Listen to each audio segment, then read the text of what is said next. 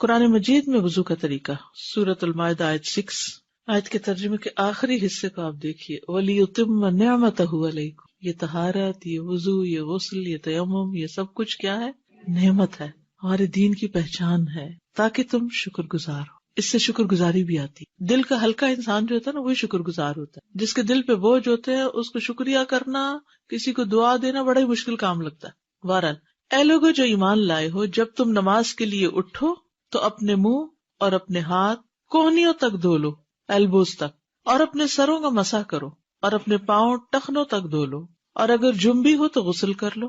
صرف وضو سے کام نہیں پھر چلے گا، حیض سے پاک ہو رہے ہو یا جماع سے فارغ تو اس وقت غسل کرو، اور اگر تم بیمار ہو یا کسی سفر پر ہو، یا تم میں سے کوئی قضاء حاجت سے آیا ہو، یا تم نے عورتوں سے مباشرت کی ہو، مباشرت جو جماع کے بغیر ہوتی، پھر کوئی پانی نہ پاؤ، پانی نہیں، اور نماز کا وقت ہو گیا ہے، تو پاک مٹی کا قصد کرو، تیمم کر لو، بس اس سے اپنے چہروں اور ہاتھوں پر مسح کر لو۔ چہروں اور ہاتھوں، پاؤں کا ذکر نہیں، سر کا ذکر نہیں۔ اللہ نہیں چاہتا کہ تم پر کوئی تنگی کرے، لیکن وہ چاہتا کہ تمہیں پاک کرے، اسی لیے پانی نہ ہو تو مٹی استعمال کرو، وضو نہ کر سکو تو تیمم کرو، اور تاکہ وہ اپنی نعمت تم پر پوری کرے، تاکہ تم شکر گزار بنو، تاکہ تم شکر ادا کرو۔ اور یہ حقیقت ہے کہ جب انسان ان اصولوں پر عمل کرتا ہے تو پھر بار بار زبان سے الحمدللہ نکل اور دل میں بھی شکر گزاری آتی، اور یہی چیز انسان کے دل کے سکون اور راحت کا باعث بن جاتی، زندگی سے غم اور دکھ اور کمی اور پریشانیاں جو ہے وہ دور ہونے لگتی۔ وضو کا تفصیلی طریقہ، اب یہ ہے اہم ترین حصہ۔ اس کا کچھ تو میں نے مختصراً پچھلی دفعہ بتایا تھا، لیکن آج اس کی ڈیٹیل بتاؤں گی، اور اس کے مطابق آپ اپنے وضو کو چیک کیجئے، ٹھیک ہے؟ سب سے پہلے بسم اللہ پڑھنا۔ ابو ہریرہ کہتے ہیں کہ رسول اللہ صلی اللہ علیہ وسلم نے فرمایا، جس کا وضو نہیں اس کی نماز نہیں، اور جو شخص وضو کے شروع میں اللہ تعالیٰ کا نام نہ لے، بسم اللہ نہ پڑھے، اس کا وضو نہیں۔ یعنی دل میں نیت ہوگی اور بسم اللہ زبان سے جو پڑھی جائے گی، اس سے وضو کا آغاز ہوگا۔ لیکن مشکل یہ ہو گئی ہے کہ ہمارے وضو کے مقامات غسل خانے کے اندر ہوتے ہیں، واش روم میں، ایک ہی کمرے میں ٹوائلٹ بھی، ایک ہی کمرے، باتھ ٹب بھی وہیں، سنک سب کچھ وہیں، بلکہ وارڈ روم وہیں، بیڈ روم چھوٹا ہوتا ہے اور واش روم بڑا، میک اپ اور کلر کرنا، ہر چیز کا اسٹیشن ایک ہی جگہ ہے۔ جی بک شیلف، یہ سب دیکھ کے تو مجھے کبھی سمجھ نہیں آتی کہ انسان کی عقل کو کیا ہو گیا۔ کم از کم گندگی کا مقام تو الگ کر دیتے، باقی سب کچھ تو ایک جگہ ہو ہی سکتا ہے۔ یعنی وضو کی جگہ بک شیلف، جوتوں کی جگہ، کپڑوں کی جگہ، باقی سب چیزیں ایک جگہ ہو سکتی، لیکن پیشاب کی جگہ جو ہے اس کو بہرحال بند اور الگ ہونا چاہیے، کیونکہ شیاطین کا بسیرا ہوتا ہے۔ بہرحال اب ظاہر بلڈر جو بنا کے دیں گے وہی آپ کو لینا پڑے گا، لیکن ہمارے یہاں سوچ بھی نہیں ہوتی ہے۔ آپ اندر اپنی مرضی کی چینجز تو کرا ہی سکتے ہیں جب گھر بن رہا ہوتا ہے، لیکن اس وقت چونکہ علم نہیں ہوتا، سوچ نہیں ہوتی، تو پھر جو بھی مل گیا ٹھیک ہے جی۔ کراہت بھی آتی، لیکن بس مجبوری ہوتی ہے۔ بہت سمپل ہے، جس طرح بعض لوگوں نے تھوڑا سا اس کو ایک دیوار دی ہوتی ہے تو ایک کی بجائے دو دیتے اور اس میں دروازہ رکھتے ہیں، چاہے ایک ہی چھت کے اندر ہو، یعنی ایک کونے میں بنا لے لیکن اس کو دو طرف سے بند کر دے، یعنی اس کے اندر جب جائے تو وہ چاروں طرف سے بند ہو، کیونکہ بعض اوقات کسی اور کو بھی اندر کوئی چیز لینے کے لیے آنا جانا پڑتا ہے، تو ایک ناپسندیدہ صورتحال میں تو اب بسم اللہ کیسے پڑھیں؟ اب یہ ڈائلیما ہے۔ بیت الخلاء میں کس طرح بسم اللہ پڑھی جائے نہ پڑھی جائے، باہر نکل کے پڑھی جائے، پھر اندر جایا جائے، کریں تو کریں کیا؟ اللہ تعالیٰ کے نام کی تعظیم کی وجہ سے قضاء حاجت کی جگہ میں اللہ تعالیٰ کا ذکر کرنا ناپسندیدہ ہے، جو کہ نجس جگہ ہے اور شیاطین کے رہنے کا ٹھکانہ ہے، شیاطین کے رہنے کا ٹھکانہ۔ تو اس صورت میں جب بیت الخلاء میں وضو کرنا ہو تو انسان داخل ہونے سے پہلے ہی بسم اللہ پڑھ لے، ٹھیک ہے؟ باہر ہی ہے نا ابھی اسٹیپ، وہیں بسم اللہ پڑھ کے اندر داخل ہو، اور اگر بھول جائیں یا یہ کہ غسل خانہ بڑا ہے، کموڈ ایک طرف ہے اور صاف ہے، اس پہ کوئی غلاظت بظاہر نظر نہیں آ رہی، تو ایسی صورت میں شیخ بن باز کہتے ہیں کہ اگر ضرورت پیش آ جائے تو غسل خانے میں وضو کرنے میں کوئی حرج نہیں، اور اس کیفیت میں وضو کے شروع میں بسم اللہ پڑھ لیں، دل میں پڑھ لیں، کیونکہ بعض اہل علم کے نزدیک بسم اللہ پڑھنا واجب ہے، اور اکثر کے نزدیک اس کی تاکید آئی ہے، یعنی بعض نے تو یہ کہا کہ وضو ہوتا ہی نہیں اگر بسم اللہ نہیں پڑھی، لیکن تاکید تو بہرحال اس کی ہے۔ تو بسم اللہ پڑھنے سے کراہت ختم ہو جائے گی، کیونکہ جب بسم اللہ پڑھنے کی ضرورت ہو تو پھر کراہت دور ہو جائے۔ اچھا، اور انسان کو وضو کے شروع میں بسم اللہ پڑھنے کا حکم ہے، اس لیے بسم اللہ پڑھ لے اور اپنے وضو کو مکمل کر لے۔ جو بسم اللہ پڑھنا بھول جائے وہ کیا کرے؟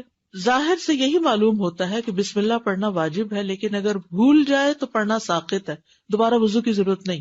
اگر مسلمان وضو کر لے اور بسم اللہ نہ پڑھے تو اس کا وضو درست ہوگا، لیکن اس نے خود کو اس ثواب سے محروم کر لیا جو سنت کو پورا کرنے سے ملنا تھا. اور مسلمان کے لیے زیادہ محتاط بات یہی ہے کہ وہ وضو کرتے ہوئے بسم اللہ نہ چھوڑے.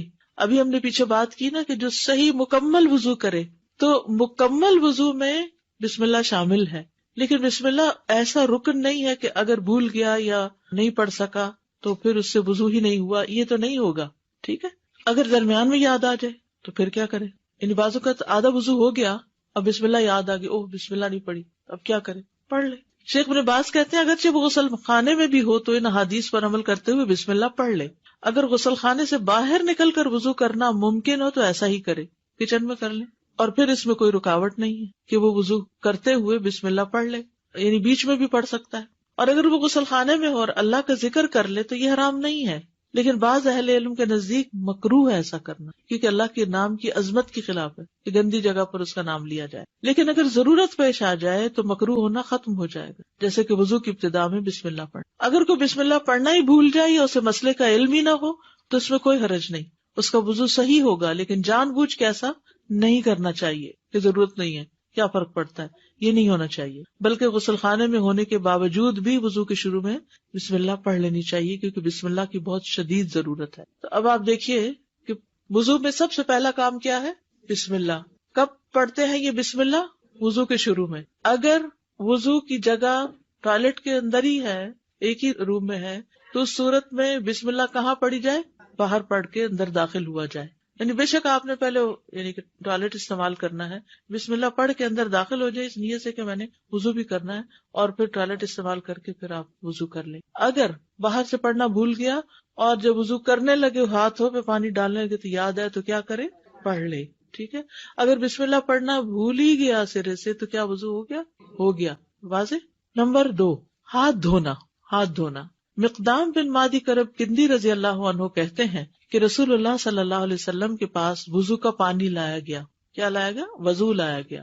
آپ صلی اللہ علیہ وسلم نے وضو کیا، پس آپ نے اپنی دونوں ہتھیلیاں 3 بار دھوئیں. یہ دونوں ہتھیلیاں 3 بار، ان کو ہتھیلی کہا جاتا ہے، اور ہاتھ جو ہے وہ سارے کے اوپر اطلاق ہو جاتا ہے. ٹھیک ہے، تو یہ ہتھیلی جو ہے اتنا حصہ، اور پہلے دائیں پھر بائیں.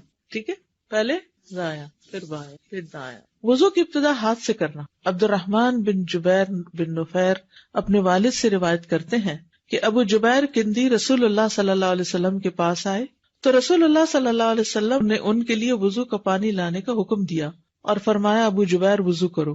ابو جبیر نے منہ سے وضو کرنا شروع کر دیا، یعنی ہاتھ سیدھا منہ دھویا. تو رسول اللہ صلی اللہ علیہ وسلم نے انہیں فرمایا اپنے منہ سے شروع نہ کرو، کیونکہ کافر اپنے منہ سے شروع کرتا ہے. یعنی وہ پہلے ہتھیلیاں نہیں دھوتے، ڈائریکٹ چہرے سے. اس زمانے میں وہاں لوگ ایسا کرتے ہوں گے. پھر رسول اللہ صلی اللہ علیہ وسلم نے وضو کا پانی منگوایا اور اس ترتیب سے وضو کیا کہ اپنے ہاتھ دھوئے حتیٰ کہ ان کو صاف کیا، پھر کلی کی اور سو آن. دائیں جانب سے وضو کرنا. حضرت عائشہ کہتی ہے کہ نبی صلی اللہ علیہ وسلم ہر کام میں جہاں تک ممکن ہوتا دائیں جانب سے شروع کرتے، یعنی دائیں جانب سے شروع کرنے کو پسند کرتے تھے. یہ صحیح بخاری کی روایت ہے. کنگھی کرنے اور وضو کرنے میں بھی، یعنی وضو کا خاص طور پر ذکر آیا ہے. ایک اور حدیث میں آپ نے فرمایا جب تم لباس پہنو اور جب تم وضو کرو تو اپنی دائیں جانب سے شروع کیا کرو. جیسے آپ نے پاجامہ پہنا ہے، جراب پہنی ہے، جوتا پہنا ہے، تو کیا کرو؟ دائیں جانب. وَإِذَا تَوَضَّأْتُمْ فَابْدَؤْا بِأَيْمَانِكُمْ، یعنی دائیں ہاتھ سے شروع کیا جائے پھر بایاں ہاتھ دھویا جائے. ہاتھوں کی صفائی میں مبالغے کا حکم. مبالغہ کہتے ہیں اچھی طرح، خوب. عبداللہ بن مسعود کہتے ہیں کہ رسول اللہ صلی اللہ علیہ وسلم نے فرمایا تم طہارت والے پانی کے ساتھ انگلیوں کو مبالغے کے ساتھ دھو گے ورنہ آگ انہیں خوب جلائے گی. یعنی انگلیوں کو اچھی طرح دھویا جائے، یعنی اچھی طرح ان کے اندر کے حصے بھی دھوئے جائیں تاکہ کوئی چیز اندر جمی ہوئی نہ رہ جائے. اور اب آپ دیکھیں کہ ہاسپٹلز وغیرہ میں جو ہاتھ صاف کرنے یا دھونے کا طریقہ لکھا ہوتا ہے خصوصاً ڈاکٹر اور نرسز کے لیے، تو اس میں انگلیوں کے جو بیچ کے یہ جو درمیان کے حصے ہیں ان کو خاص طور پر دھونے کا طریقہ بتایا گیا کہ ان میں سے کوئی چیز بھی چھوٹے نہ. ٹھیک ہے. غسل البراجم کہتے ہیں اس کو، انگلیوں کے پور اور جوڑ دھونا.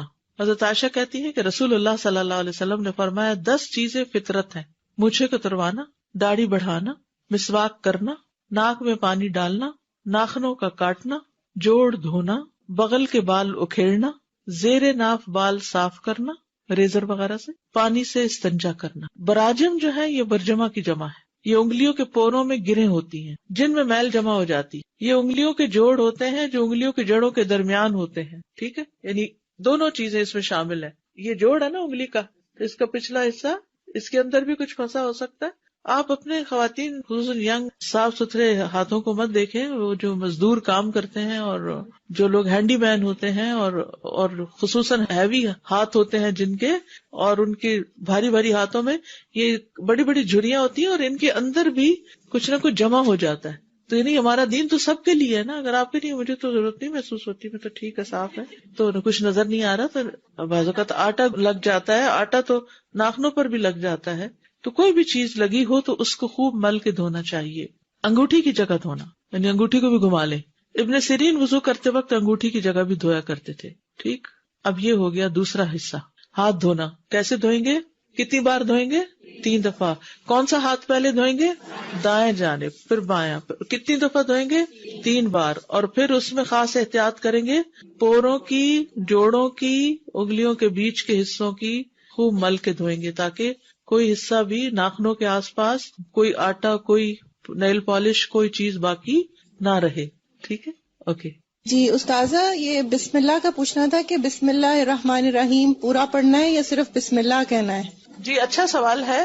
بسم اللہ الرحمن الرحیم سارا نہیں پڑھنا، بسم اللہ کافی ہے. دعا تو پڑھتے ہی جاتے ہیں جب ساتھ میں ٹوائلٹ ہوتا ہے تو وضو بھی وہیں کرنا ہے، اور آپ کو جو ہے وہ بھی پوری کون سی دعا پڑھ کے جاتے ہیں؟ ٹوائلٹ جانے کی دعا بسم اللہ. ہاں، وہ تو اللہ میں نہیں، عزو بکم من الخبث والخبائث، وہ تو الگ دعا ہے. بسم اللہ الگ ہے. اور جو وضو کے بعد کی دعا ہے وہ باہر نکل کے پڑھیں. استاد میرا سوال مسواک سے تھا. مسواک کا بھی یوز کرنے کا کوئی اسپیشل طریقہ رکھنے کا؟ یا مسواک میں جو سب سے آسان مسواک ہے وہ زیتون کی شاخ ہے. اس کا آگے سے وہ جو برش ہے وہ بھی بہت اچھا بنتا ہے، ٹنگ پر بھی بہت اچھا پھرتا ہے. اس میں کانٹے بھی نہیں ہوتے کہ منہ کے کسی حصے کا زخمی ہونا ہو. لیکن اب یہاں معلوم نہیں کون سا اویلیبل ہے. جو بھی اویلیبل ہو اس کے اگلے حصے کو تھوڑا بھگو لیں. جی پیلو کی مسواک خاص طور پر بہت اچھی ہوتی ہے. اگلے حصہ اس کا رات بھر بھگو دیں اور صبح اگر تھوڑا چبا کے اس کا برش پھر بنا لیں تو اس سے بہت فائدہ ہوتا ہے. اسپیشلی استاد اس کے کئی مسائل بھی تھے رکھنے کا طریقہ. کوئی بھی یہ سب تکلفات ہیں، کوئی مسائل نہیں ہے، نہ اس کے سائز کا کوئی ہمیں بتایا گیا ہے. اب آپ دیکھیں نا، اگر کہتے ہیں ایک بالش مسواک ہو تو جو چھوٹا ہو جائے تو کیا پھینکتے جاؤ؟ اگر اتنا مہنگا ملے اور یہ ملے بھی نہ. استاذہ جیسے باتھ روم میں ہم داخل ہوتے ہیں تو یہاں پر تو ڈبلیو سے زیادہ تر سٹنگ کا موڈ ہے، تو کیا اس کا ڈھکن بند کرنے سے بھی تھوڑا فاقہ ہوتا ہے؟ جی فائدہ ہوتا ہے، لیکن بعض اوقات یہ ہے کہ گھر میں صرف ہم نہیں ہوتے اور لوگ بھی ہوتے ہیں تو وہ کھلا بھی رہ سکتا ہے. استاذہ ٹوتھ برش جو ہے وہ کس حد تک اس کا مطلب نعم البدل ہے مسواک کا؟ اعلیٰ درجہ تو مسواک ہی کا ہے، نمبر 2 درجہ پھر ٹوتھ برش کا ہوتا ہے. اگر ٹوتھ برش کیا ہے اور وضو کر لیا تو ہاں فائدہ تو ہوگا انشاءاللہ. تو نہ ہونے سے بہتر ہے. ہاں جی، میں بعض دفعہ ایسے بھی کرتی ہوں کہ ٹوتھ برش کر کے مسواک پھر ہلکی سی مار دیتی ہوں منہ میں تاکہ سنت پوری ہو جائے. ٹھیک ہے. نیل پالش سے ناخن خشک رہ جاتے ہیں کیونکہ وہ اس پر لیئر بنا دیتی ہے. ویسے بھی لانگ ٹرم نیل پالش لگانا جو ہے نا صحت کے لیے بھی اچھا نہیں، کیونکہ ہمارے ناخن بھی سانس لیتے ہیں اور ان کا ہم سانس بند کر دیتے ہیں پینٹ کر کے ان کو. جی وضو نہیں ہوتا، بس مہینے میں 4-5 دن لگا لیں. کلی کرنا اور ناک میں پانی ڈالنا. رسول اللہ صلی اللہ علیہ وسلم نے فرمایا کلی کرنا اور ناک میں پانی چڑھانا فطرت سے تعلق رکھتا ہے. یہ 2 عربی کے لفظ بھی یاد کر لیجئے، المضمضہ والاستنشاق، اور ایک استنثار بھی ہوتا ہے. یہ لکھا ہوا سامنے، مضمضہ والاستنشاق اور استنثار. ٹھیک ہے. مضمضہ کہتے ہیں کلی کرنے کو، منہ میں پانی ڈال کے اس کو باہر نکالنا. استنشاق ہوتا ہے ناک میں پانی چڑھانا، بس وہ ساتھ ہی نکل آتا ہے. لیکن استنثار ہوتا ہے پانی چڑھا کے اس کو جھاڑنا بھی، ناک جھاڑنا. ٹھیک ہے. ایک ہی چلو سے دونوں کام، پانی خود ہی کم لگے گا. ایک دفعہ پانی لیا، اسی سے کلی کی اور اسی سے ناک میں پانی چڑھا دیا، پھر دوسری دفعہ پانی لیا، اسی سے کلی، اسی سے ناک میں پانی، تیسری دفعہ پانی. ٹھیک ہے. 3 دفعہ پانی لیا جائے گا، لیکن کلی اور ناک میں دونوں میں کٹھا ہی ایک ہی چلو سے ہو جائے گا. عبداللہ بن زید رضی اللہ عنہ سے روایت ہے، انہوں نے برتن سے اپنے دونوں ہاتھوں پہ پانی انڈیلا اور ان کو دھویا، پھر دھویا، یا یوں کہا کہ ایک ہی چلو سے کلی کی اور ناک میں پانی ڈالا. 3 بار ایسا کیا. عبد خیر کہتے ہیں میں نے علی رضی اللہ عنہ کو دیکھا کہ ایک کرسی لائی گئی، آپ اس پر بیٹھے، پھر پانی کا ایک کوزہ لایا گیا، آپ نے اپنا ہاتھ 3 بار دھویا، پھر کلی کے ساتھ ہی ناک میں بھی پانی چڑھایا، دونوں ایک چلو کے ساتھ. یہ ہے ایک طریقہ، اور اس میں جو اسناد ہیں وہ زیادہ مضبوط ہیں اور بہتر طریقہ یہ ہے. دوسرا طریقہ دونوں کاموں کے لیے علیحدہ علیحدہ پانی لینا، پہلے 3 دفعہ کلی کرنا، پھر 3 دفعہ ناک میں پانی ڈالنا. شقیق بن سلمہ نے کہا کہ میں نے علی اور عثمان رضی اللہ عنہم کو دیکھا کہ انہوں نے اعضائے وضو کو 3 دفعہ دھویا، پھر دونوں نے فرمایا کہ نبی صلی اللہ علیہ وسلم نے اسی طرح وضو کیا تھا، اعضائے وضو کو 3 دفعہ دھویا.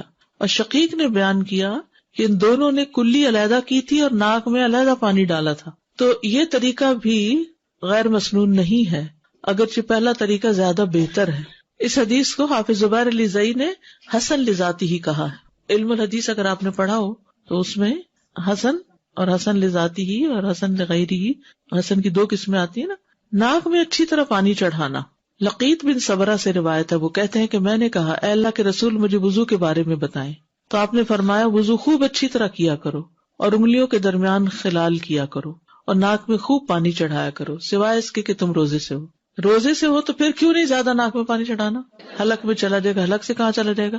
پیٹ میں. تو کوئی چیز جو پیٹ میں اترے اس سے روزہ خراب ہو جاتا ہے. اچھا، اب یہ جو دونوں طریقے میں نے آپ کو بتائے ہیں، کلی اور ناک میں پانی ڈالنے کے اور صاف کرنے کے، یہ اس لیے بتانا ضروری تھا کہ آپ ان میں سے جو بھی طریقہ اختیار کریں وہ آپ کی چوائس پر ہے.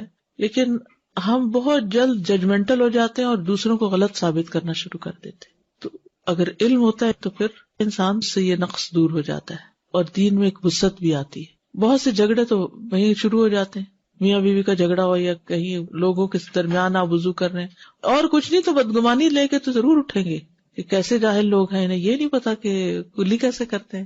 خصوصاً جب آپ حج پہ جاتے ہیں تو اس وقت تو خوب موقع ملتا ہے، کیونکہ آپ بہت حد تک پرائیویسی رکھ ہی نہیں پاتے. وہاں تو وضو بھی آپ کو لوگوں کے سامنے کرنا اور نمازیں بھی لوگوں کے سامنے پڑھنی ہے، تو سارا وقت پھر لوگوں کی گفتگو بھی مذہبی ہوتی ہے. تو مذہبی گفتگو میں عموماً پھر جھگڑے والے پہلو زیادہ ہوتے ہیں. تو اگر آپ کو پتا ہوگا بھائی اس کی گنجائش ہے تو پھر آپ دوسروں کی زیادہ خبر نہیں لیں گے. ناک جھاڑنا. ابو ہریرہ رضی اللہ عنہ سے روایت ہے، رسول اللہ صلی اللہ علیہ وسلم نے فرمایا جب تم میں سے کوئی وضو کرے تو اپنے ناک میں پانی ڈالے اور اسے جھاڑے، اس سے بہت سی گندگی جو ہے وہ دور ہو جاتی ہے جو سانس لیتے ہوئے بالوں کے ساتھ ناک کے اٹک جاتی. ایک اور حدیث ہے، ابو ہریرہ رضی اللہ عنہ محمد رسول اللہ صلی اللہ علیہ وسلم سے روایت کرتے ہیں، پھر انہوں نے کچھ احادیث بیان کی اور ان میں سے ایک یہ بھی تھی کہ رسول اللہ صلی اللہ علیہ وسلم نے فرمایا جب تم میں سے کوئی وضو کرے تو اپنے دونوں نتنوں سے ناک میں پانی کھینچے پھر ناک جھاڑے. پانی کھینچنا جو ہے یہ بھی بہت سی بیماریوں کا علاج ہے. خاص طور پر ایک چھوٹا سا ٹوٹکا ہے کہ جب زکام شروع ہو رہا ہو یا ایون بہت بہہ بھی رہا ہو تو دوائیوں سے اس کو زیادہ اتنا فائدہ نہیں ہوتا، کیونکہ جو ایک شروع ہو گیا ہے اس نے اب اپنے انتہا کو پہنچنا ہے. لیکن کمفرٹ کے لیے انسان کچھ چیزیں کرتا ہے. تو اگر آپ اس میں بھی پانی خوب ناک میں چڑھا کے ناک صاف کرتے ہیں تو بہت جلدی آرام آ جائے گا آپ کو انشاءاللہ. اول تو یہ کہ اگر عمومی عادت ہے ناک پراپر صاف کرنے کی تو یہ جو ENT کے امراض ہیں ان سے آپ بچ جائیں گے انشاءاللہ. جو شخص ہر روز صبح حلق تک مسواک سے اپنا ٹوتھ برش سے نہ کریے گا، حلق تک اپنا سب کچھ صاف کرتا ہو اور ناک اچھی طرح صاف کرتا ہو تو اس کو ایسی بیماریاں لگیں گی کم. اور اگر ہو گئی ہے کوئی اور کرنا شروع کر دیں تو انشاءاللہ تعالی افاقہ بھی جلد ہوگا، کیونکہ ہمارا دین جو چیزیں ہمیں بتاتا ہے نا اس میں ہماری آخرت کے ساتھ ساتھ دنیا کا بھی فائدہ ہے. بائیں ہاتھ سے ناک جھاڑنا، یعنی پانی ڈالیں گے دائیں ہاتھ سے. تو اس دن کسی نے سوال کیا تھا پانی ڈالیں گے دائیں ہاتھ سے اور ناک جھاڑیں گے بائیں ہاتھ سے، کیونکہ جب آپ ڈال رہے ہیں نا پانی تو اس میں کوئی حرج نہیں ہے، آپ کا ہاتھ گندا نہیں ہوتا، لیکن جب آپ جھاڑتے ہیں تو گندا ہوتا ہے. تو ہر گندے کام کے لیے لیفٹ ہینڈ رکھا گیا. حضرت علی سے مروی ہے انہوں نے وضو کا پانی منگوایا، پھر اس سے کلی کی اور ناک میں پانی چڑھایا اور اپنے بائیں ہاتھ سے جھاڑا. بس انہوں نے اس طرح 3 مرتبہ کیا اور پھر فرمایا یہ ہے اللہ کے نبی کا وضو. ٹھیک ہے صلی اللہ علیہ وسلم. کلی یا ناک دھوئے بغیر وضو مکمل نہیں ہوتا. ٹھیک ہے.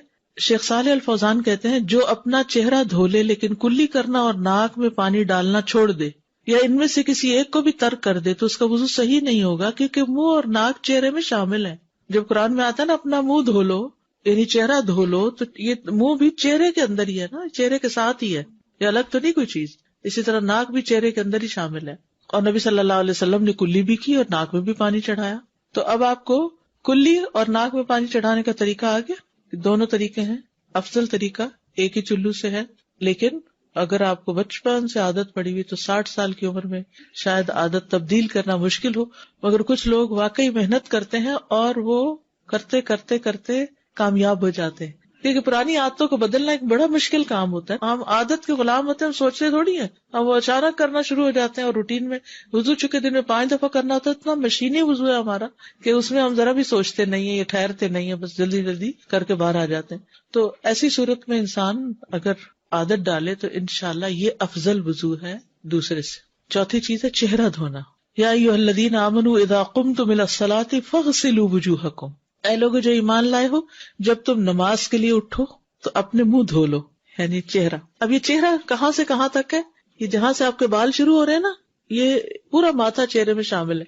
یہ جہاں تک آپ کے بال آ رہے ہیں، یہ سب یعنی ساری خالی جگہ چہرے میں شامل. اور یہ سارے حتیٰ کہ یہ کان کی جو لو ہے، یعنی یہ حصہ نا جہاں سے کان شروع ہو جاتا ہے، یہ سب حصہ چہرے میں شامل ہے. اور یہ تھوڑی بھی چہرے میں شامل. ٹھیک ہے، یعنی جتنا بھی حصہ آپ کے بالوں اور کان اور اس کے بیچ میں ہے انکلوڈنگ چن، یہ چہرے میں شامل ہے. عامر بن یحییٰ مازنی اپنے والد سے روایت کرتے ہیں کہ ایک شخص نے عبداللہ بن زید رضی اللہ عنہ سے پوچھا، اور وہ عامر بن یحییٰ کے دادا ہے، کیا آپ مجھے دکھا سکتے ہیں کہ رسول اللہ صلی اللہ علیہ وسلم کس طرح وضو کیا کرتے تھے؟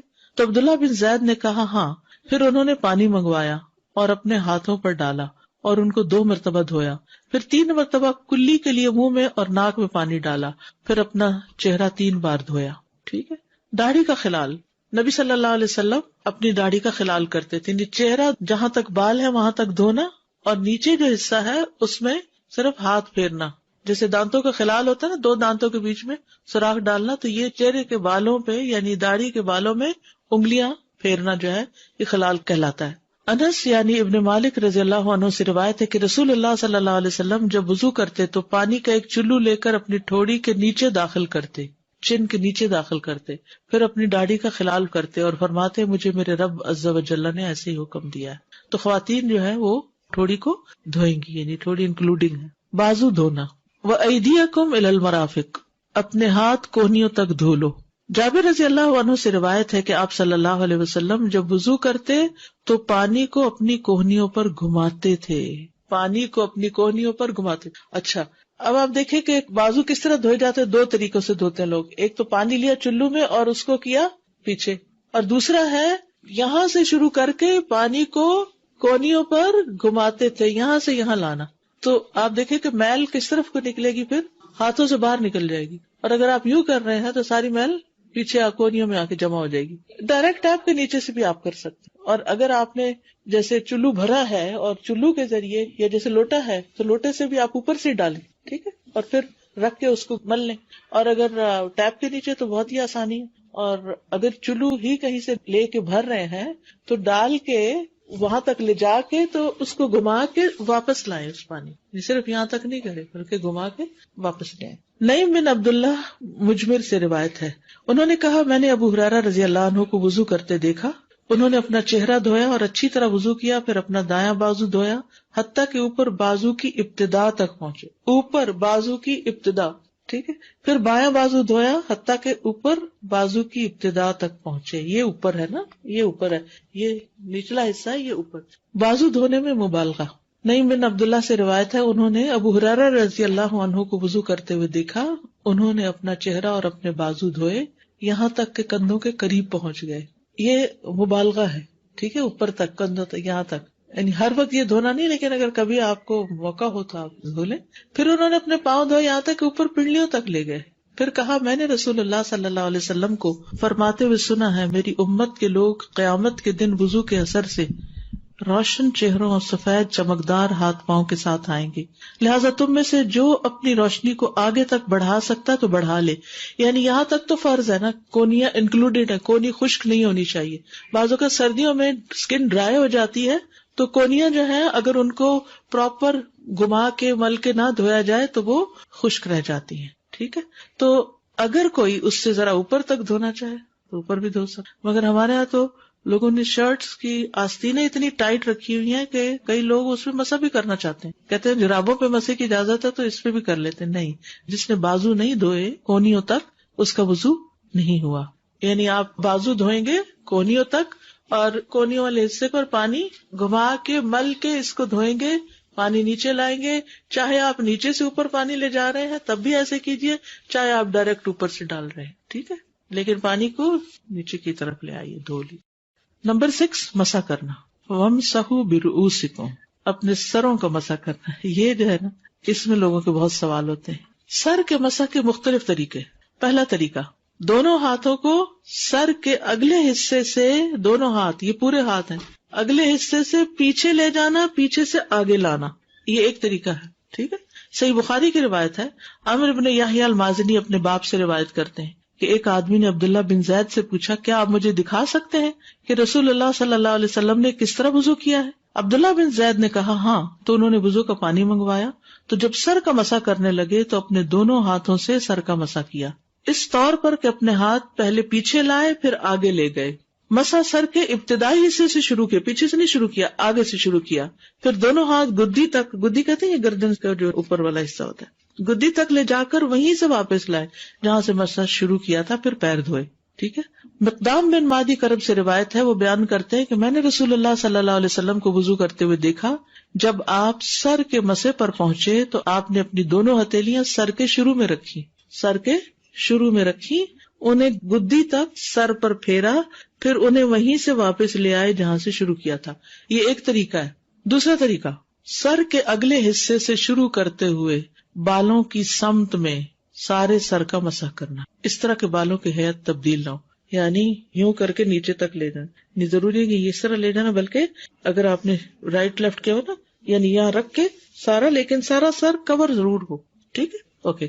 ربیہ بنت معوذ کہتی ہیں رسول اللہ صلی اللہ علیہ وسلم نے ان کے ہاں وضو کیا تو پورے سر کا مسح کیا، اوپر سے سر کا مسح شروع کرتے، اوپر سے، ٹھیک ہے، اوپر سے ہر جانب سے بالوں کی لٹوں کے رخ پر ہاتھ پھیرتے، کیونکہ آپ کے بال لمبے تھے، یعنی یہاں سے شروع کرتے اور ہر جانب بالوں کی لٹوں کے رخ پر لے کے جاتے، اوپر سے نیچے، اور آپ بالوں کو ان کی ہیئت سے حرکت نہ دیتے تھے، یعنی کوئی ایسے ایسے کر کے نہیں کرتے تھے یا کوئی ان کو الٹا نہیں کرتے تھے، بلکہ بس سیدھا سیدھا کرتے تھے، ٹھیک۔ اب اس میں مزید دیکھیے گا، یہ بہت مزے کی حدیث ہے، اس میں ایک اور حکم بھی پتہ چلتا ہے۔ ابو عبداللہ سالم سبلان حضرت عائشہ سے روایت کرتے ہیں، اور عائشہ رضی اللہ عنہا ان کی امانت داری سے بہت خوش تھی اور ان سے اجرت پر کام کروایا کرتی تھی۔ وہ کہتے ہیں کہ مجھے عائشہ رضی اللہ عنہا نے دکھایا کہ اللہ کے رسول صلی اللہ علیہ وسلم کیسے وضو فرمایا کرتے تھے۔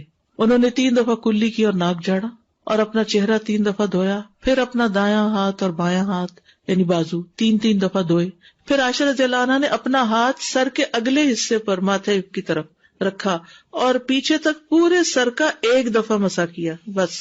پھر انہوں نے اپنے ہاتھ اپنے کانوں پر پھیرے اور رخساروں پر پھیرے، پیچھے سے واپس نہیں لائی، کیونکہ ہم لوگوں کو صرف ایک طریقہ بتاتے ہیں، پھر وہ ہر ایک سے پوچھتے پھرتے کیسے کرے، بال خراب ہوتے ہیں، صرف پیچھے لے گئی۔ اچھا، سالم کہتے ہیں جب میں مکاتب تھا تو آپ کے پاس آیا کرتا تھا، وہ مجھ سے پردہ نہیں کرتی تھی بلکہ میرے سامنے بیٹھ کر مجھ سے باتیں کیا کرتی تھی، حتیٰ کہ میں ایک دن ان کے پاس آیا اور میں نے کہا اے ام المومنین میرے لیے برکت کی دعا فرمائیے۔ وہ کہنے لگی کیا بات ہے؟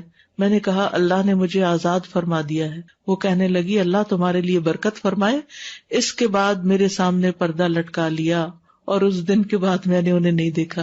تو غلام سے پردہ نہیں ہوتا نا، تو غلام جب آزاد ہو گیا تو پھر پردہ ہو گیا۔ تو اس طرح حضرت عائشہ نے بہت لوگوں کو سکھایا، کسی کو دودھ پلوایا اور محرم بنایا، یعنی امت کو تعلیم دی۔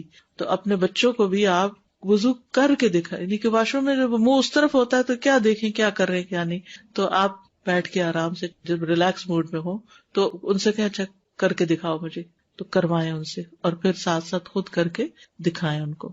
تیسرا طریقہ، دونوں ہاتھوں کو سر کے پچھلے حصے سے آگے لانا اور آگے سے پیچھے لانا، یعنی شروع کہاں سے کرنا؟ پیچھے سے آگے اور آگے سے پیچھے۔ دیکھیے جب علم کی وسعت ہوتی ہے نا تو دلوں میں بھی وسعت ہوتی ہے، اور لوگ جب ورائٹی آف ویز کے ساتھ کوئی کام کرتے ہیں تو آپ ان کو برا بھلا نہیں سمجھتے، ورنہ دل میں ایک بدگمانی اور ایک اپنے علم کی وہ جو ہوتی ہے نا تکبر سا کہ مجھے بہت پتا ہے، اور دوسروں سے بیکار کے جھگڑے، یہ پھر نہیں ہوتے۔ یعنی اگر نہ علم ہو تو پھر ہوتے ہیں، اگر علم ہوتا ہے تو انسان کہتا ہے اس کی رخصت ہے۔ عبداللہ بن زید روایت کرتے ہیں کہ رسول اللہ صلی اللہ علیہ وسلم ہمارے گھر تشریف لائے، ہم نے آپ کے لیے تانبے کے برتن میں پانی نکالا، اس سے آپ نے وضو کیا، 3 بار چہرہ دھویا، 2 بار ہاتھ دھوئے اور سر کا مسح کیا، یعنی بازو 2 بار دھوئے۔ اس طرح کہ پہلے آگے کی طرف ہاتھ لائے، پھر پیچھے کی جانب لے گئے اور پیر دھوئے۔ ٹھیک ہے، آپ نے یہ مختلف کیوں طریقے کیے؟ کیونکہ بعض اوقات یہ بھی ہوتا ہے کہ اگلے حصے میں کوئی ایسی تکلیف ہو سکتی ہے یا کوئی ضرورت یا کوئی وجہ ہو سکتی ہے کہ جس سے انسان کو پیچھے سے شروع کرنا پڑے، تو اجازت ہے، رخصت ہے۔ کچھ لوگوں کے بال ہوتے ہی نہیں، کچھ لوگوں کے بال بہت چھوٹے چھوٹے ہوتے ہیں، کچھ لوگوں کے بال لمبے ہوتے ہیں، کچھ کی چٹیاں ہوتی ہیں، کچھ نے کئی ڈالر دے کے بال بنوائے ہوتے ہیں، گنجائشیں موجود ہیں۔ ٹھیک ہے، پھر ہے کان صاف کرنا۔ یہ تو تھا سر کے بالوں کی بات، اب کانوں کی بات ہے۔ ربیہ کہتی ہیں نبی صلی اللہ علیہ وسلم نے وضو کیا تو اپنی دونوں انگلیاں اپنے کانوں کے سوراخ میں ڈالی، یعنی جب سر کا مسح کر لیا تو پھر دونوں یہ شہادت کی انگلیاں جو تھی وہ کانوں کے سوراخ میں ڈالی۔ کان اور سر کے لیے ایک ہی دفعہ پانی لینا۔ رسول اللہ صلی اللہ علیہ وسلم نے فرمایا کان سر میں شامل ہے، ناک اور منہ کس میں شامل ہے؟ چہرے میں شامل ہے، اور کان سر میں شامل ہے، ان کا تعلق اس سے۔ کبھی ہم نے سوچا کہ ہم پورے اوپر والے حصے کو ایک طرح سے صاف کرتے ہیں جب وضو ہوتا ہے، دانت اور ناک اور کان اور آنکھیں اور چہرہ اور بال اور سب۔ شہادت کی انگلی سے کان کے اندر کا مسح کرنا اور انگوٹھے سے باہر کا، شہادت کی انگلی سے اس سامنے والے حصے میں اس سارے میں کرنا، یہاں سے شروع کر کے یہاں، اور انگوٹھے سے پیچھے والے حصے میں۔ اس میں اگر اوپر سے نیچے، نیچے سے اوپر لے تو اتنی بڑی بات نہیں، ٹھیک ہے، ایز لانگ ایز آپ کی انگلیاں یہ اندر والے حصے میں جا رہی ہیں، یعنی آسانی سے سہولت سے جہاں تک جاتی، اور پھر یہ جتنے بھی بل ہے نا کان کے، یہ ان سب کے اندر بھی۔ اچھا، کچھ لوگ آپ نے دیکھا ہوگا کانوں کے اندر میل ان حصوں میں جمی ہوتی، کیونکہ کبھی انہوں نے پراپر مسح ہی نہیں کیا ہوتا، بس ایسے کر کے ایسے انگلی پھیر کے باہر سے اس حصے سے۔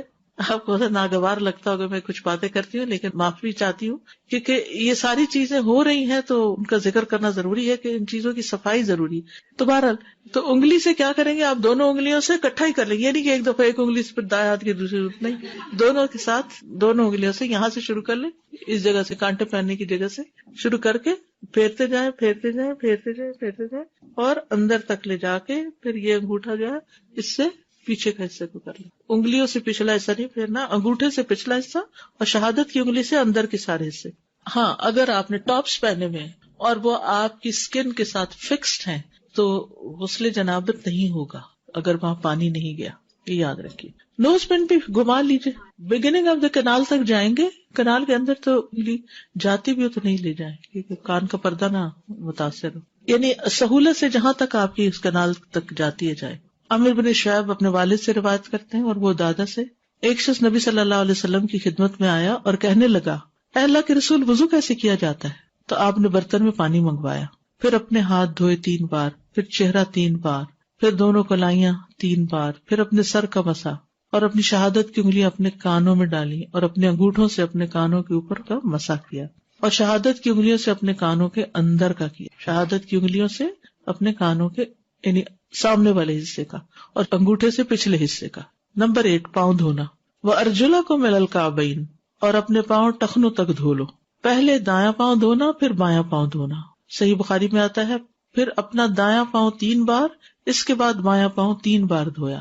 3 بار دھونے کا مطلب ہے کہ 3 بار پانی کی دھار ڈالی، یہ نہیں کہ ایک دفعہ دھو کے بریک کرے، پھر ایسا نہیں، یعنی کنٹینیوسلی کریں گے لیکن 3 بار اس میں پانی ایک طرح سے ڈالے، جس سے اگر آپ ٹیپ کے نیچے ہیں تو 3 دفعہ ہاتھ ملیں گے۔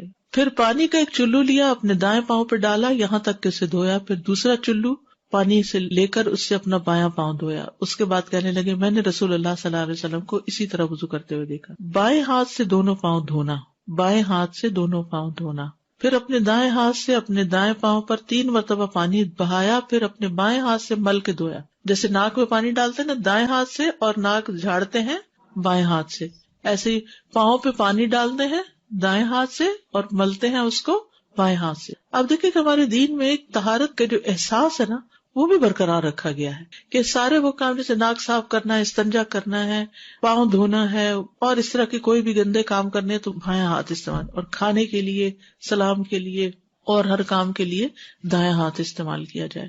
اب بعض لوگ کہتے ہیں کیا ریجیڈیٹی ہے اگر بائیں سے ہی کھا لیں؟ نہیں، ایک جو سینس آف طہارہ ہے، ایک سینس آف کلینلینس ہے، وہ اس میں جو حسن ہے دائیں اور بائیں کے فرق میں وہ اس میں نہیں ہے۔ چنگلی سے، چنگلی کا مطلب ہوتا ہے چھوٹی انگلی، چنگلی۔ مستورد بن شداد رضی اللہ عنہ کہتے ہیں، میں نے رسول اللہ صلی اللہ علیہ وسلم کو دیکھا، آپ جب وضو کرتے تو اپنے پاؤں کی انگلیوں کو اپنی چنگلی سے ملتے تھے یعنی چھوٹی انگلی سے انگلیوں کے بیچ بیچ کے جو جوڑ ہیں ان میں ہاتھ ڈالتے تھے، یعنی انگلیوں کے بیچ والے حصوں میں اگر چنگلی پھیرے تو بہت ریلیکسنگ فیلنگ آتی ہے. ادروائز ہم ٹچ ہی نہیں کرتے، ہاتھ ہی نہیں لگاتے اس ایریا کو خود. امام مالک کو پہلے اس فتویٰ کا نہیں پتا تھا، جب انہیں پتا چلا تو پھر وہ انگلیوں کے درمیان خلال کرنے کا حکم دیتے تھے. اس کو انگلیوں کا خلال کہتے ہیں. انس بن مالک کہتے ہیں کہ نبی صلی اللہ علیہ وسلم نے فرمایا حبذا المتخللون من امتی، میری امت میں خلال کرنے والوں کے لیے واہ واہ، یعنی ان کے لیے شاباش ہے. حبذا کتنا پسندیدہ کام ہے جو انگلیوں کا خلال کرتے ہیں، پسند کیا آپ نے. لیکن اگر کوئی نہیں کر پاتا یا نہیں کرتا تو وضو ہو جاتا ہے. واہ واہ نہیں ہے جی، واہ تو اسی کے لیے جو خلال کرے گا. ابن عباس رضی اللہ عنہما کہتے ہیں ایک آدمی نے نبی صلی اللہ علیہ وسلم سے نماز کے بارے میں کوئی سوال کیا تو رسول اللہ صلی اللہ علیہ وسلم نے اس سے فرمایا اپنے ہاتھوں اور اپنے پاؤں کی انگلیوں کا خلال کرو. اپنے ہاتھوں اور پاؤں کی، ہاتھوں میں بھی ایسے ایک دوسرے کے اندر ڈالنے. آپ کی مراد تھی کہ اچھی طرح وضو کیا جائے، مل کے وضو کیا جائے، ایڑیاں دھونا. عبداللہ ابن عمر رضی اللہ عنہما سے روایت ہے، انہوں نے کہا کہ نبی صلی اللہ علیہ وسلم ایک سفر میں ہم سے پیچھے رہ گئے، جو سفر ہم نے آپ کے ساتھ کیا، پھر ہم نے آپ کو پا لیا جبکہ عصر کا وقت ختم ہو رہا تھا. ہم لوگ وضو کرنے لگے، جلدی جلدی پاؤں پہ ہاتھ پھیرنے لگے. آپ نے 2 یا 3 بار بلند آواز سے پکارا ایڑیوں کے لیے آگ کا عذاب ہے. یعنی اگر آگے آگے پانی پھیر کے چھوڑ دیا اور ایڑیاں سوکھی رہ گئیں اور ان کو مل کے نہیں دھویا تو وضو نہیں ہوا. وضو نہیں ہوا تو نماز نہیں ہوئی، نماز نہیں ہوئی تو دین مکمل نہیں ہوا. دین ناقص ہوا تو اللہ کے سامنے کیا جواب لے کے جائیں گے. اس لیے نماز جو ہے وہ وضو کے بغیر ہوتی نہیں. بلکہ اگر کوئی جان بوجھ کے وضو نہیں کرتا، جان بوجھ کے بغیر کسی عذر کے، تو آج میں پڑھ رہی تھی کتاب ہی کہ وہ ایک طرح سے کفر کا ارتکاب کرتا ہے. قرآن کا حکم ہے، انکار ہے اس کا. یعنی بیماری اور وہ تو الگ بات ہے، لیکن کوئی کہے کوئی ضرورت ہی نہیں ہے، میری نیت صاف ہے. محمد بن زیاد کہتے ہیں میں نے ابو ہریرہ رضی اللہ عنہ سے سنا جب وہ ہمارے پاس سے گزرتے اور لوگ برتن سے وضو کر رہے ہوتے تو فرماتے لوگوں وضو اچھی طرح کرو، کیونکہ ابو القاسم نے فرمایا صلی اللہ علیہ وسلم خشک ایڑیوں کے لیے آگ کا عذاب ہے. پاؤں دھونے میں مبالغہ. نعیم بن عبداللہ مجمر سے روایت ہے، انہوں نے کہا میں نے ابو ہریرہ کو وضو کرتے ہوئے دیکھا، انہوں نے اپنا چہرہ دھویا اور اچھی طرح وضو کیا، پھر اپنا دایاں بازو دھویا حتیٰ کہ اوپر بازو کی ابتدا تک پہنچے، پھر بایاں بازو دھویا یہاں تک کہ اوپر بازو کی ابتدا تک پہنچے، پھر اس نے سر کا مسح کیا، پھر اپنا دایاں پاؤں دھویا حتیٰ کہ اوپر پنڈلی کی ابتدا تک پہنچے. ٹھیک ہے، یعنی اوپر تک، گھٹنوں کے نیچے نیچے تک. پھر اپنا بایاں پاؤں دھویا تک کہ اوپر پنڈلی کی ابتدا تک پہنچے. پھر کہا میں نے رسول اللہ صلی اللہ علیہ وسلم کو اسی طرح وضو کرتے دیکھا ہے، اور کہا کہ رسول اللہ صلی اللہ علیہ وسلم نے فرمایا قیامت کے دن اچھی طرح وضو کرنے کی وجہ سے تم لوگ ہی روشن چہروں اور سفید چمکدار ہاتھ پاؤں والے ہوگے، لہٰذا تم میں سے جو اپنے چہرے اور ہاتھ پاؤں کی روشنی اور سفیدی کو آگے تک بڑھا سکے بڑھا لے. اگر چپل پہنی ہو تو اس کے سمیت پاؤں دھوئے جا سکتے ہیں. ٹھیک ہے نا. کبھی ایسا ہوتا ہے کہ انسان ٹھنڈی جگہ ہوتی ہے یا مٹی والی جگہ ہوتی ہے، اس میں پاؤں باہر نہیں نکال سکتا کوئی بھی وجہ، تو پاؤں کے اوپر پانی بہا لینا، چپل کے اندر سے ہی جتنا مل سکے مل لیں اور باقی ایڑیاں وغیرہ مل لیں تو وہ بھی ٹھیک ہے. عبید اللہ بن جریج سے روایت ہے کہ انہوں نے عبداللہ ابن عمر سے کہا اے ابو عبد الرحمن، میں نے آپ کو 4 ایسے کام کرتے ہوئے دیکھا جو آپ کے ساتھیوں کو کرتے ہوئے نہیں دیکھا. یہ عبداللہ بن عمر کی کنیت تھی ابو عبد الرحمن. ان میں سے ایک یہ ہے کہ میں نے آپ کو سبتی جوتے پہنے ہوئے دیکھا. عبداللہ رضی اللہ عنہما نے جواب دیا کہ میں نے رسول اللہ صلی اللہ علیہ وسلم کو ایسے جوتے پہنے ہوئے دیکھا جن پر بال نہیں تھے اور آپ انہی پر وضو کیا کرتے تھے، تو میں بھی انہی کو پہننا پسند کرتا ہوں. یعنی وہ جیسے رسیاں یا ڈوریاں لگی ہوتی ہیں نا جوتوں پر، اس کو شاید کھڑاوا بھی بولتے ہیں دونوں. بہرحال چپل، ایک کینچی چپل ہوتی ہے اور ویسے بھی جیسے عام چپلیں ہوتی ہیں تو اس میں اگر اوپر بہت کورڈ نہیں ہے، ایک چپل تو ہوتی ہے جس میں پورا پاؤں کور ہو جاتا ہے، آگے فرنٹ کورڈ ہوتی ہے، وہ نہیں جس میں سے پاؤں نظر آ رہا ہو اور پانی صحیح پہنچ جائے. پھر اسی طرح ایک اور روایت میں آتا ہے تو انہوں نے وضو کر کے دکھایا اور جب پاؤں دھونے لگے تو پھر اپنے دونوں ہاتھ برتن میں ڈالے اور پانی کا ایک لپ لے کر اپنے پاؤں پہ ڈالا اور اس میں چپل کا سا جوتا تھا، اپنے پاؤں کو اسی پانی کے ساتھ ملا. پھر دوسرے پاؤں کو بھی ایسے ہی کیا. راوی کہتے ہیں میں نے کہا جوتوں سمیت؟ ابن عباس نے کہا جوتوں سمیت. پھر میں نے کہا جوتے پہنے، میں نے پھر کہا جوتوں سمیت؟ کہا جوتوں سمیت. یعنی چونکہ وہ ان کو کنفرم تھے، ان کو کانفیڈینس تھا کہ انہوں نے ایسے ہی دیکھا تو انہوں نے کر کے دکھایا. اس سے یہ بھی پتہ چلتا ہے کہ ہمارے دین میں سہولت بھی ہے، رخصت بھی ہے. اب اس میں ایک مسئلہ رہ جاتا ہے، وہ ہے بزرگ لوگوں کا وضو کرنا. جو بوڑھے لوگ ہوتے ہیں وہ نیچے بیٹھ کے بھی وضو نہیں کر سکتے، وہ سنک پہ بھی پاؤں نہیں چڑھا سکتے، خاص طور پر اگر گھٹنے ریپلیس ہو گئے ہوں یا ایج بڑی ہو. تو وہ کیا کر سکتے ہیں کہ جیسے واش روم کے اندر ایک چوکی سی رکھ کے پاؤں چوکی پہ رکھ کے جتنا جھک سکتے ہوں اتنا جھک کے پاؤں مل لیں. لیکن کچھ لوگ پھر ایک پاؤں پہ نہیں کھڑے ہو سکتے، یعنی اگر اوپر بھی پاؤں چڑھائے تو ایک ٹانگ پہ نہیں کھڑے ہو سکتے، جب نیچے اگر چوکی پر بھی پاؤں اٹھا کے رکھنا ہو تو وہ بھی نہیں رکھ پاتے. تو پھر یہ ہے کہ یا تو کرسی پہ بیٹھ کے، یا پھر یہ ہے کہ کموڈ ہوتا ہے واش روم کے اندر تو اس پہ بیٹھ کے پاؤں کے اوپر پانی بہا کے پاؤں دھو لے، یا پھر یہ کہ کھڑے کھڑے شاور کے ساتھ پانی جسے زوردار دھار ڈالتے ہیں نا، جس میں ملنے کا کام بھی بیچ میں ہی ہو جاتا ہے، تو اس سے 3 دفعہ وہ آگے پیچھے اچھی طرح شور کر لیں کہ سارا پانی انگلیوں کے اندر بھی پہنچ گیا ہے اور ایڑیاں بھی خشک نہیں. ایڑیوں کو تھوڑا بہت اگر ہاتھ سے نہیں مل سکتے تو زمین سے، یا اگر فٹ سٹول کے اوپر پاؤں رکھے ہوئے ہیں تو اس پہ تھوڑا سا مل لے. تو کوئی نہ کوئی طریقہ اختیار کرے، کیونکہ یہ معذوری ہے، تو معذور کے احکام مختلف ہوتے ہیں. ٹھیک ہے. وضو کے بعد پانی خشک کرنا یعنی تولیہ استعمال کر سکتے ہیں یا نہیں. حضرت عائشہ رضی اللہ عنہ سے روایت ہے کہ آپ صلی اللہ علیہ وسلم کے لیے ایک رومال تھا جس سے آپ وضو کے بعد پانی خشک کرتے تھے.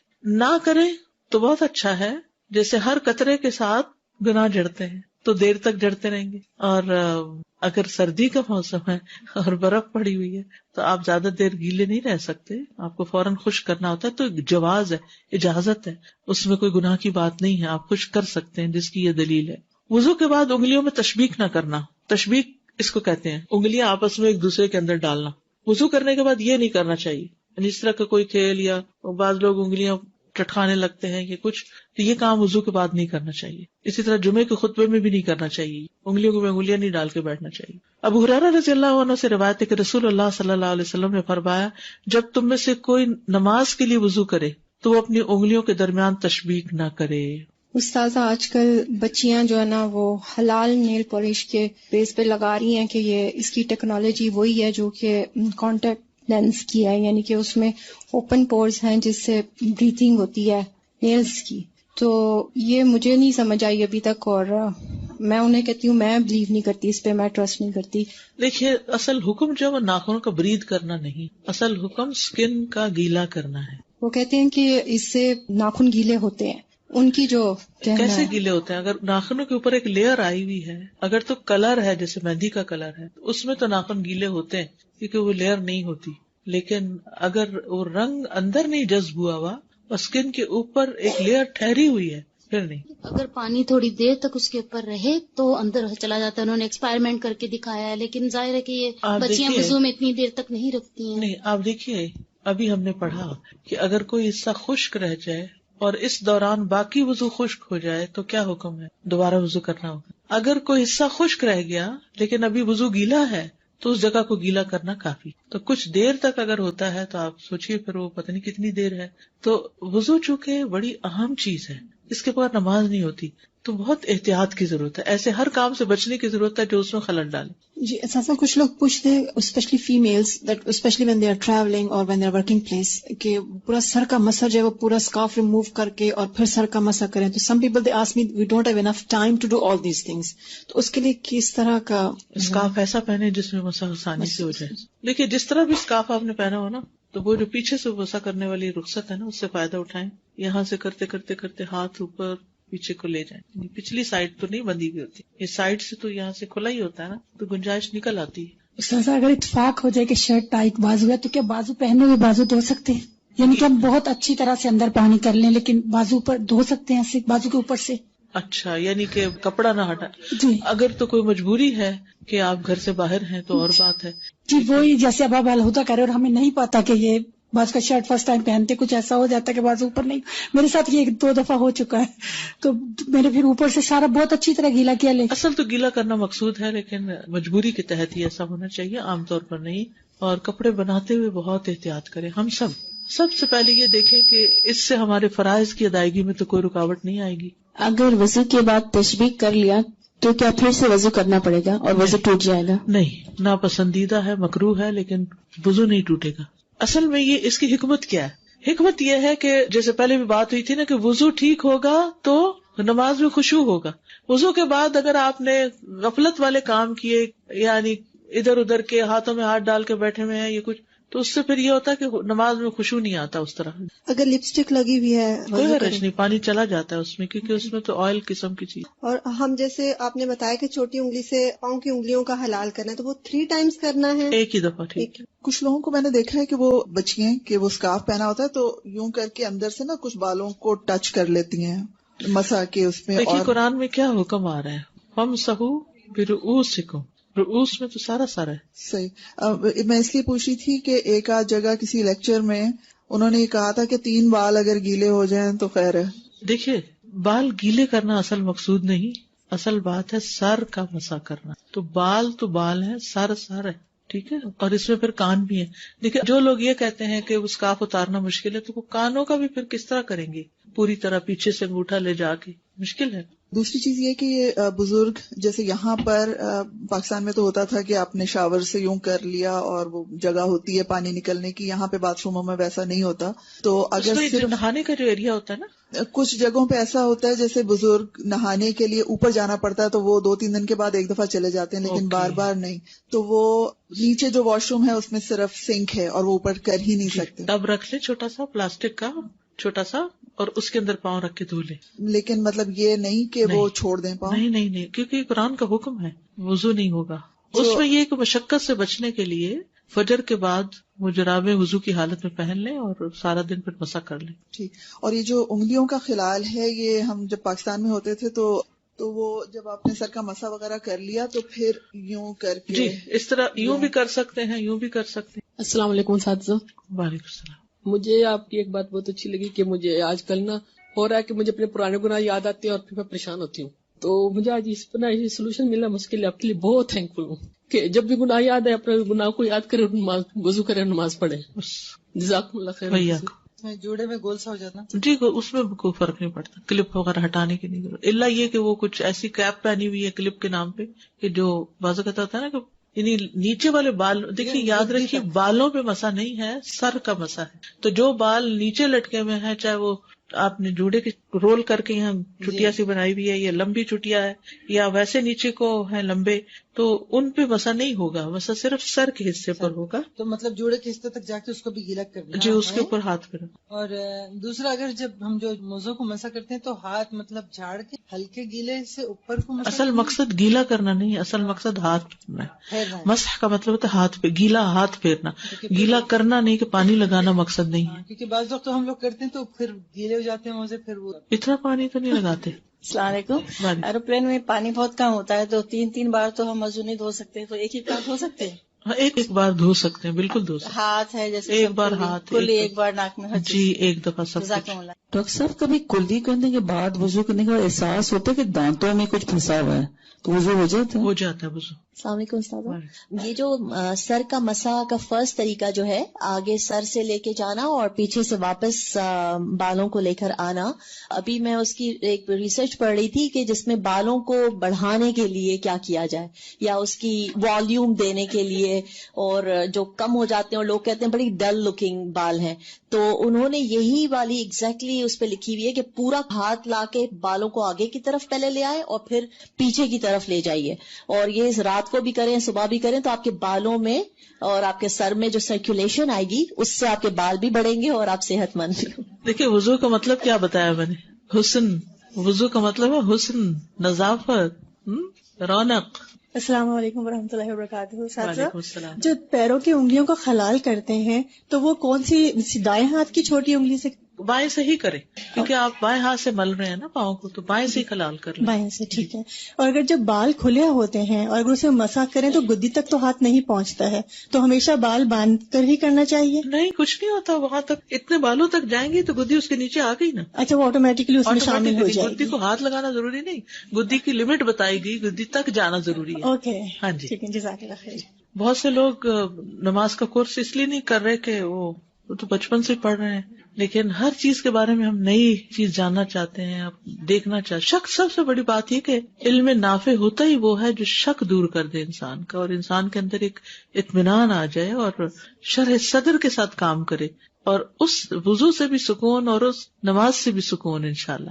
جب میں حج پہ جا رہی تھی تو کسی نے سوال پوچھا تھا ہمارے لیڈر سے کہ مزدلفہ کے وقت جب مرد حضرات بھی سامنے ہوتے ہیں تو اس صورت میں ہم مسح کیسے کریں. تو انہوں نے بتایا تھا کہ حدیث بتائی تھی کہ مردوں کے لیے جو ٹربن پہنتے ہیں جن کی کھل نہیں سکتی تو وہ پر مسح کر سکتے ہیں. تو سیویئر حالات میں انہوں نے کہا تھا کہ شاید عورتوں کے لیے بھی اجازت ہے. جی اگر کوئی اور طریقہ نہ ہو تو پھر ٹھیک ہے، لیکن یہ کہ عام حالات میں نہیں.